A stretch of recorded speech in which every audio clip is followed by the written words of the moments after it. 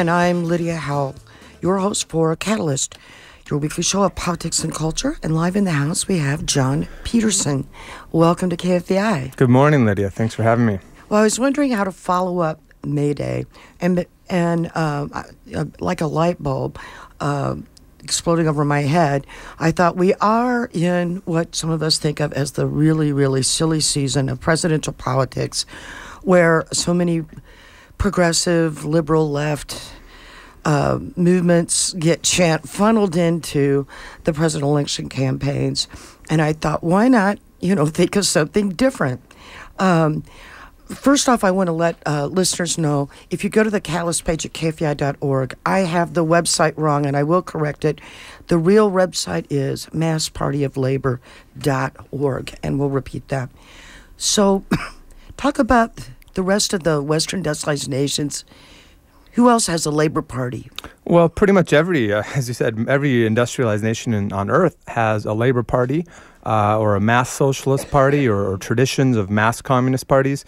In short, mass workers' parties that represent, or at least historically, were built by the workers. And although the leadership today may be pursuing policies that are pro-business and so on, the fact is that there's a mass base of workers that look to these parties, that are organized in unions, that are directly affiliated to these parties.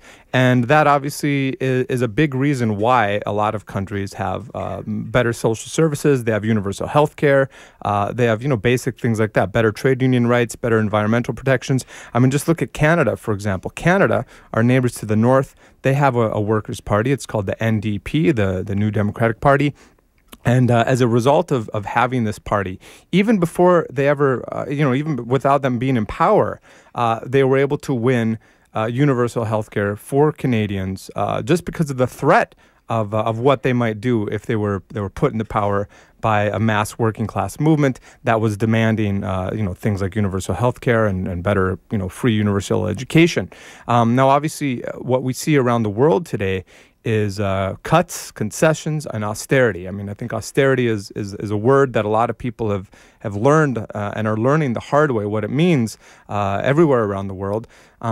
And the only way to fight back against austerity is to fight back, and that has to be mass struggle. It has to be mass struggle in the streets. It has to be mass struggle in the form of strikes and general strikes, as they've had in Europe. But you also need to fight back politically. How can you possibly fight back against laws which are passed by legislatures that are anti-worker and pro-big business if you have no politicians that are fighting on your side and that are accountable to the workers in the legislature or in the White House or wherever? So in this country, we have the Democrats and Republicans. They're both, big business parties.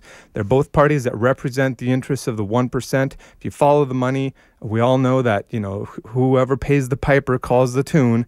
And if you follow the money, it's clear who really runs these parties. There's no real, defined program in either of these parties. The different candidates can say and do whatever they want. They can promise whatever they want. And once they're in, they often get to stay there for many, many years. And what I'm in favor of then, and what I think the wave of the future in this country, is a labor party in this country based on the unions, based on the tremendous resources, the tremendous numbers, the tremendous power of the unions and of the working class in this country.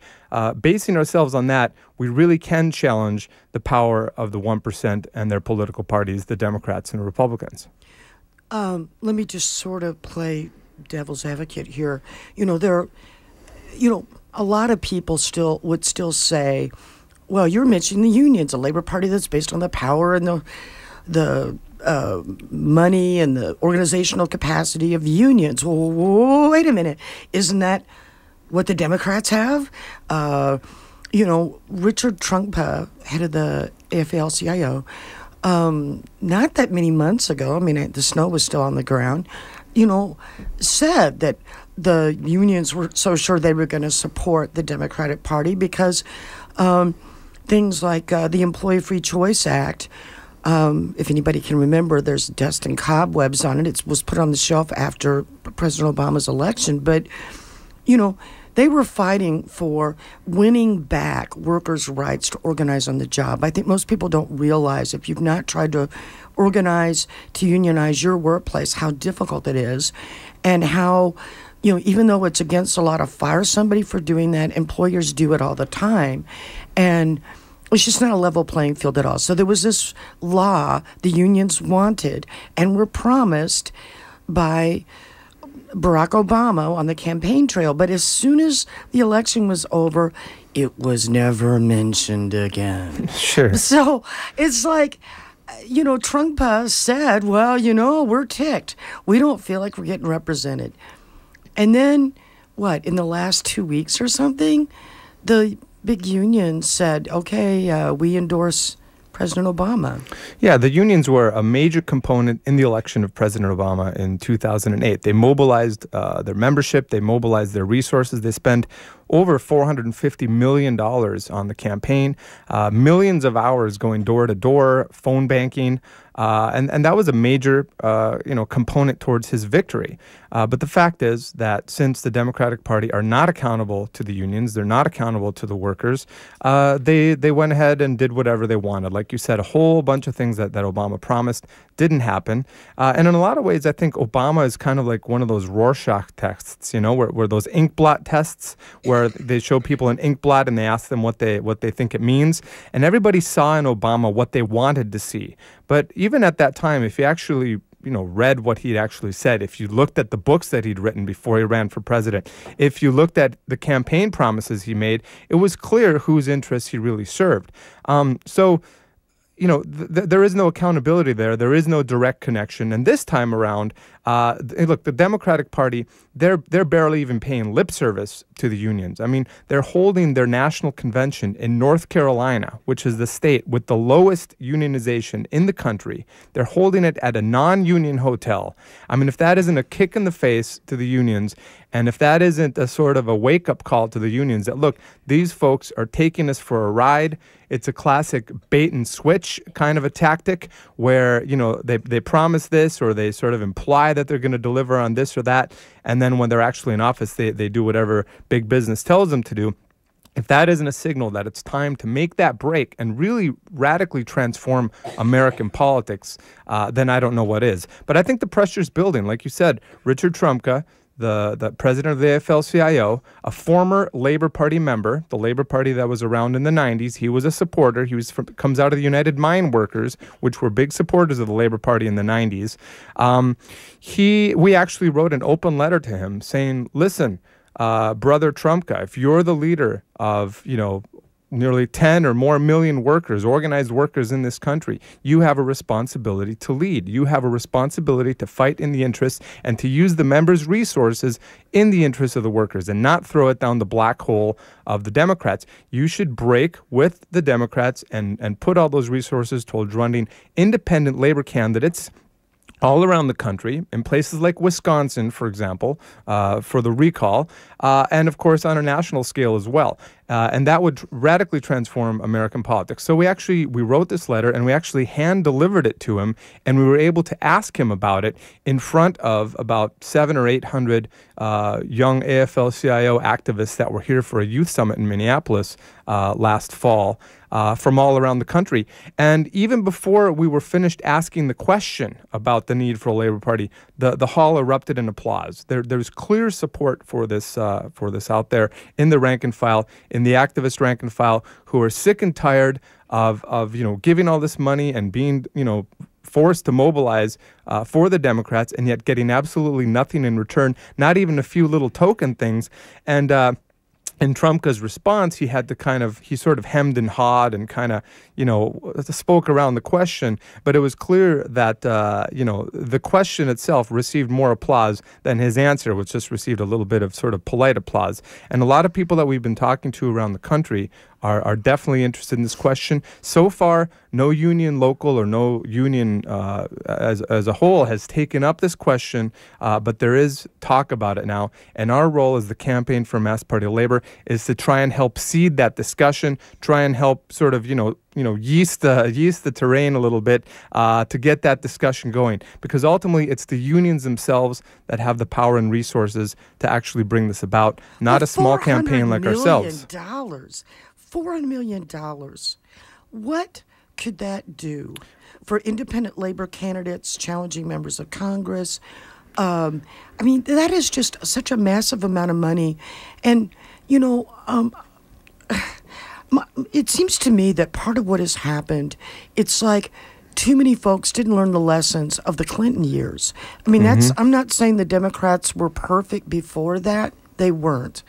But that there was a serious shift in the late 80s with the Democratic Leadership Council that Bill Clinton was a big mover and shaker of, and that his presidential campaign came out of. That the big shift where the Democratic Party was more than willing to take union money and union energy and yet do nothing for working people. To me, it seems it was unmistakable by Bill Clinton. I'm not saying nothing happened before then, but I don't get it. How many times do workers and their unions have to be kicked in the teeth before they say, you know what? To heck with you. Sure. It takes time, it takes experience, and I think we have a whole new generation of workers in this country, many of whom don't even know what it's like to be in a union. The unions have been decimated in the last 30 years. Despite the fact that there's a lot fewer organized workers now than in the past, there is still tremendous power among unionized workers, in the sense that even if only, quote unquote, the union workers went on strike tomorrow, you would shut down major components, almost, the biggest components of this economy would be shut down. So there's tremendous power there. But most workers don't know exactly what it means to be in a union. And yet attempts to unionize and interest in unionization are going up. In places like the South, for example, there's a lot of offshoring. Well, it's always been hard to organize, by the way. There's the South. I think there's a direct line between the concentration of enslaved labor and a refusal, just a huge refusal to allow unions beyond the public workers in the South. I think there's a direct connection. Sure. So that's very powerful that unionizing efforts are up in the South. Yeah, well, there's been a lot of offshoring of industry from the Northeast and from the Midwest, but a lot of it hasn't been going overseas. It's been going to the South. There's a ton of auto plants and other major factories in the South now. And those workers are in the same kinds of conditions that workers were in the 1920s and 30s when they were forced to form the mass industrial unions in the first place. And so those struggles are brewing. And if you look at places like Texas, there's big struggles in Texas right now. There's a whole bunch of there's auto workers that are, I think, on the verge of going on a strike or have gone on a strike. The American Airlines workers have been going on strike or mounting big pickets in Texas. So places where you wouldn't expect it, we're seeing some interesting activity. North Carolina, again, the state with the lowest unionization in the country. You asked what could $450 million do for independent labor politics in this country. In North Carolina, a couple years ago, SEIU, I think they invested a little over $1 million and a few staff members to go door to door and collect signatures to start a new party called the North Carolina Families First Party, which is sort of the embryo or the potential beginning of a statewide labor party, and that just cost $1 million. $1 million to you and me is a lot of money, but in the grand scheme of things, it's not that much money. Imagine what you could do on a national scale. We saw the power of labor in Ohio when the anti-union bill, Governor Kasich's anti-union bill came out. I think it was SB 5, I think it was called, where the unions mobilized around the country. They mobilized their resources, their members, and they gathered over 1 million signatures. It may have been a lot more than that, to put this sort of a recall of that bill on a referendum last fall. And the vote came in, and I think it was 63% of Ohio voters voted against legislation that was similar to the legislation that was passed by Walker in Wisconsin. So, I mean, it shows what can be done. Now, imagine if they'd combined that effort to get that referendum on SB 5 on the ballot, if they'd combined that with, we're going to run independent labor candidates against Governor Kasich next time around. We're not going to trust the Democrats to do the business because it's their, they were in collusion that allowed this to be passed in the first place. And the same goes with Wisconsin. And I think that, there's going to be new mass unionization drives in the next period, and there's going to be, a lot of interest in not just unions, but also in independent labor politics and a labor party.